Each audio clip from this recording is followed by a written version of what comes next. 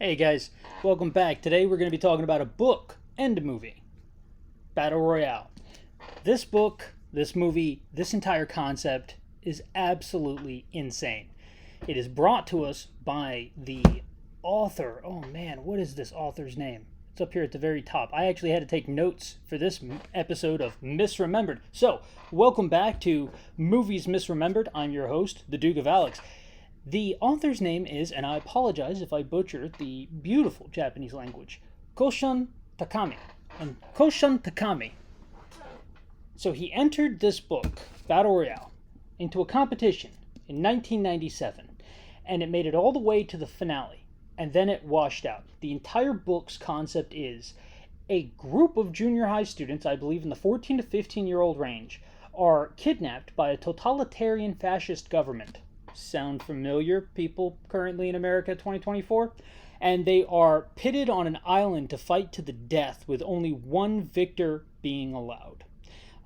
The book is stunning, masterful, bloody, violent, disturbing, and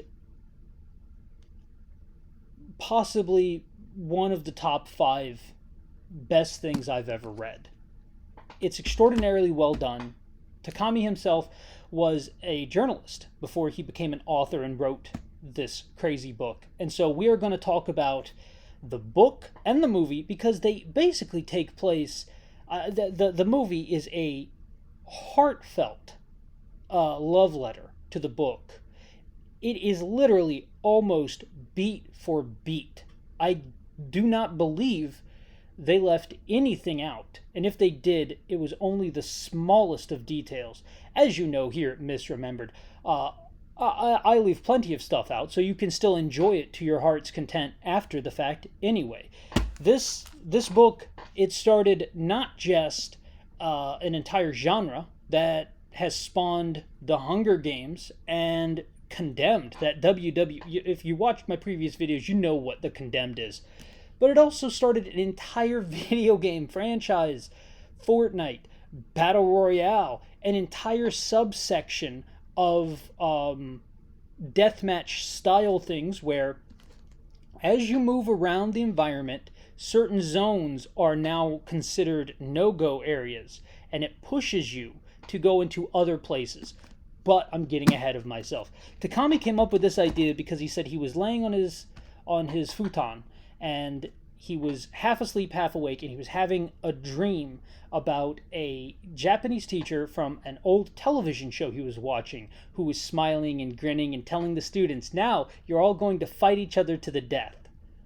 And the bold disconnect between this happy teacher and what he was saying made Takami just laugh out loud. It was so disturbing. And it frightened him. And then he wrote a book about it, which is beautiful. The title Battle Royale comes from wrestling, pro wrestling battle royales, where allies will turn against allies and enemies will become friends whenever they have to defeat a stronger foe. All of these things kind of bake together into a just absolutely unique, one of a kind, early 2000s goldmine gemstone of a book, of a show, and of a manga, and it can never be reproduced. I don't think it's like another movie we'll talk about later, Old Boy, and we will never ever discuss its American remake. We will only talk about the classic Japanese film, and then if we have time at some point in a disturbing future, maybe next Halloween, Ichi the Killer. Enough said. Let's get into this. So, we have our cast of characters. Shuya Nanahara.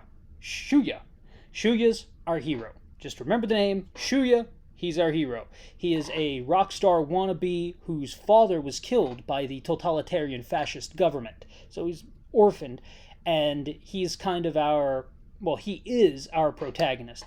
We have Noriko Nakagawa, who is our final girl. Noriko. I like Nakagawa. we're going to go with Nakagawa. So we got Shuya and Nakagawa. No, we are going to go with Noriko. You can tell, I don't speak Japanese. Then we got Shogo Kawada. He is our badass. Shogo Kawada is a transfer student who's very quiet on the bus.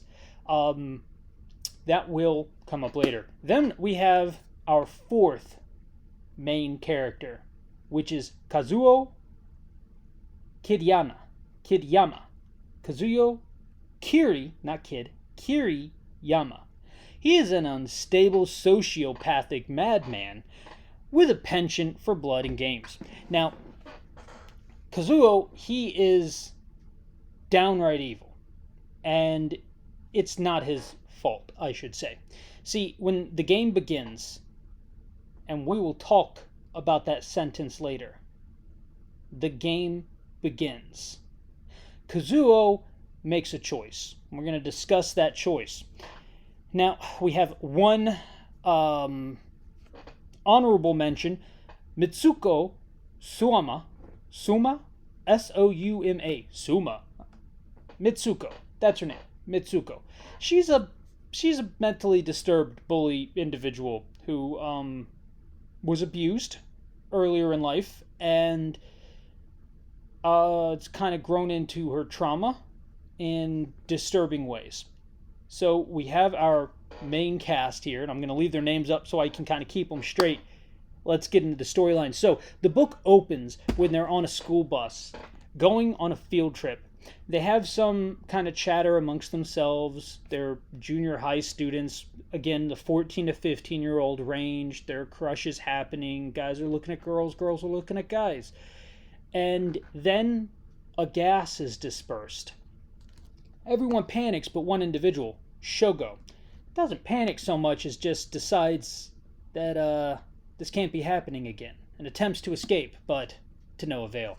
They all wake up in a classroom in their seats where they would normally be sitting, except they all have a collar around their neck.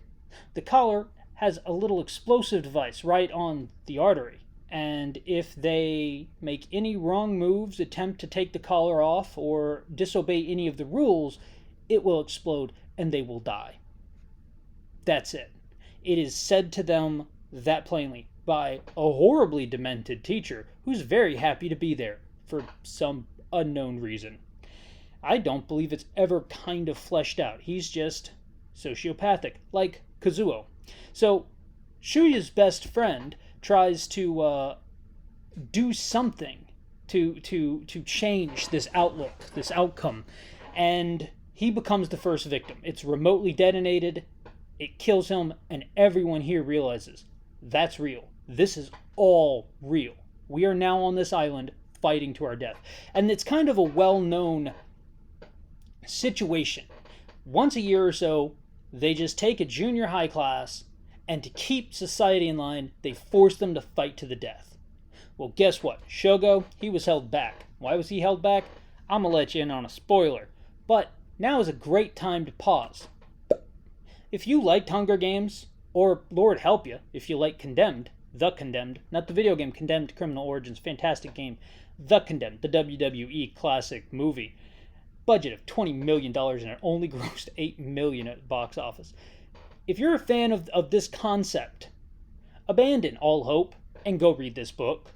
Get the audiobook, get the movie, purchase the manga. Look down in the comments or description down below. I'm going to have affiliate links to all that stuff. It's worth your time. It's worth your money. Might even be worth your soul.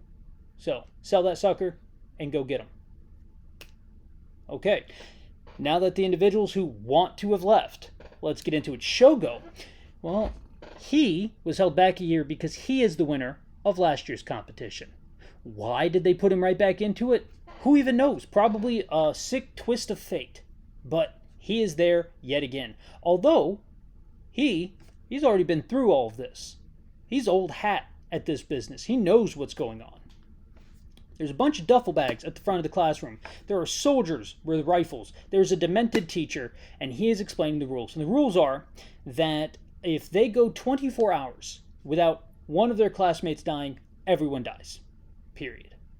If they are in one of the zones that are announced at different times each day, and they're there past the time that it's being given to them, like at 6 a.m. they'll be given, a list of zones that are off limits now, and they're each given a map and it has all the zones on it. So you're to sit there and you're to black out the zones and you're to try to figure out where to go next. You're all given a compass, so you can kind of figure out how to get the hell out of Dodge if you need to keep your head from exploding, which is beneficial, I can only assume, to staying alive. And then they're each given basic survival, accoutrement in the backpack, the duffel bag they're given, but they're all given a weapon. That's key, because that changes everything. That's what separates this from some other just absurd novel about kids killing each other on an island that is sanctioned by a totalitarian, a fascist government. We're going to change the word. I'm like Porky Pig. Dudes, I've been talking too much today. I'm going to take a small break, drink some tea. Then we're going to get right back at it. So, that's what changes this source material from other materials. They're each given a weapon. Now, in Hunger Games, they eventually get weapons. I love the concept that they're raised up and then they can run off and grab the weapons as they need and then escape. It's very interesting, kind of a cool take on this. But in this one, you're given the weapons from the get-go. And then you're each released one by one out into the island. And you kind of don't know who will be released when. So like if you want to meet up with your friend, maybe you gotta like watch for your friend to come out or something like that, or hope to find them out and about. So some of the weapons that they're given are a fork. That person, it didn't pan out too well. A boomerang. That's not a weapon that's gonna do too well. A tracking device, which you can utilize to see other people in your area. Very useful, but not very useful for gunplay. Shotgun, machine gun, pistol, revolver. So the pistol would be like a 1911 magazine fed, and then a revolver, and then you have, samurai sword, hatchet, fire axe, I mean, just think they have a miniature scythe, a survival knife, a taser, a flashlight. That's not great. So these weapons become kind of like Pokemon in that as these children die, you are going to start trying to collect them all.